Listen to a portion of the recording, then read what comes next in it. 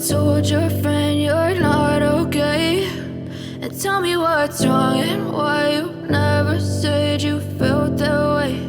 And guess you're trying to stay strong and fake a smile until I look away.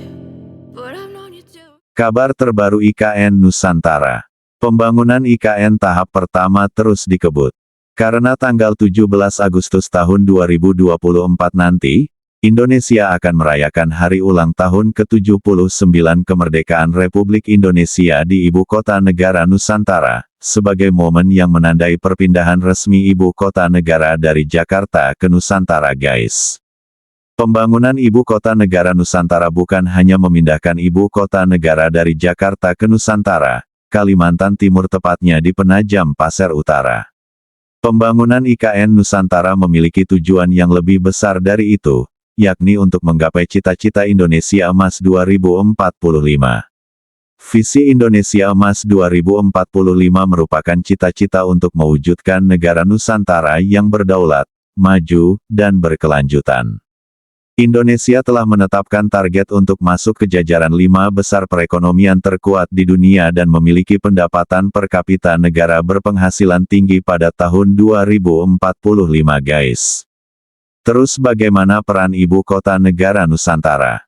Undang-Undang Nomor 3 Tahun 2022 tentang Ibu Kota Negara mengamanatkan kepada pemerintah bahwa pemindahan Ibu Kota Negara dilakukan sebagai salah satu strategi untuk merealisasikan sasaran ekonomi Indonesia tahun 2045, yaitu pertumbuhan ekonomi yang lebih inklusif dan merata melalui akselerasi pembangunan kawasan timur Indonesia.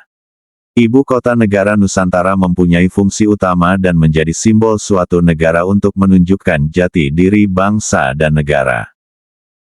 Oleh sebab itu, pemindahan dan pengembangan ibu kota yang baru perlu didasarkan pada perkembangan prinsip pembangunan kota yang matang serta kebutuhan dan visi jangka panjang suatu bangsa. Paradigma perencanaan dan prinsip pengembangan Ibu Kota Negara Nusantara disusun menjadi pertimbangan penting dalam pengembangan di lokasi yang baru.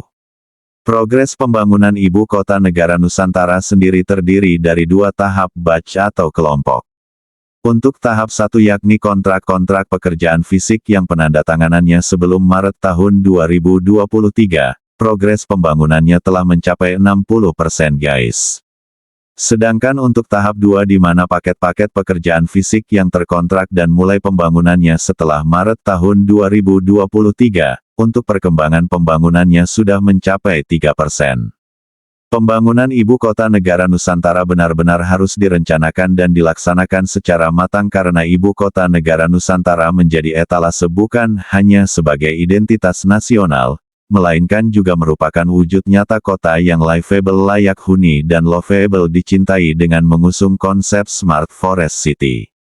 Dengan begitu Ibu Kota Negara Nusantara memiliki 2 peran penting untuk mengantarkan bangsa Indonesia menggapai cita-cita Indonesia Emas di tahun 2045, guys. Long it hurts to watch your blue eyes fade to gray. Pembangunan Ibu Kota Negara Nusantara mempunyai peran utama menjadi pusat sekaligus magnet pertumbuhan ekonomi baru di Indonesia sehingga dapat menarik minat investor dunia sekaligus memberikan dampak positif beruntun bagi perekonomian wilayah sekitarnya. Hal ini terlihat dari peluang investasi yang ditawarkan dalam pembangunan Ibu Kota Negara Nusantara. Terdapat lebih dari 500 peluang investasi yang teridentifikasi, seperti proyek ruang terbuka hijau, kawasan campuran, hunian, fasilitas kesehatan, fasilitas pendidikan, dan masih banyak lagi, guys. Dengan pembangunan IKN Nusantara yang terus berlangsung, peluang ini tentunya tidak disia-siakan oleh para investor dalam negeri. Pemerintah menerima 323 letter of intent baik dari investor dalam negeri maupun dari luar negeri yang mau terlibat dalam pembangunan di Ibu Kota Negara Nusantara. Para investor nasional juga telah melakukan 2 kali peletakan batu pertama atau groundbreaking sebagai awal dimulainya pembangunan fasilitas-fasilitas di IKN Nusantara dari pihak swasta. Bulan ini juga akan ada lagi peletakan batu pertama yang ketiga, guys, dan akan dihadiri langsung Presiden Joko Widodo. Tingginya minat investor swasta, terutama investor swasta dalam negeri menunjukkan bahwa pembangunan ibu kota negara Nusantara benar-benar mengandalkan investasi dari pihak swasta dengan nilai 45 triliun rupiah di penghujung tahun 2023 ini. Hal ini tentunya sejalan dengan keputusan pemerintah bahwa pembangunan ibu kota negara Nusantara 80%-nya didanai oleh pihak investor, sisanya dari pemerintah guys. As you fade away. Dampak dari pembangunan ibu kota negara Nusantara yakni dapat menjadi contoh kota teladan yakni menjalin kerjasama dengan daerah-daerah sekitarnya untuk sama-sama tumbuh sebagai pusat ekonomi baru Indonesia. Pembangunan ibu kota negara Nusantara sebagai ibu kota negara dirancang dengan menerapkan strategi 3 kota.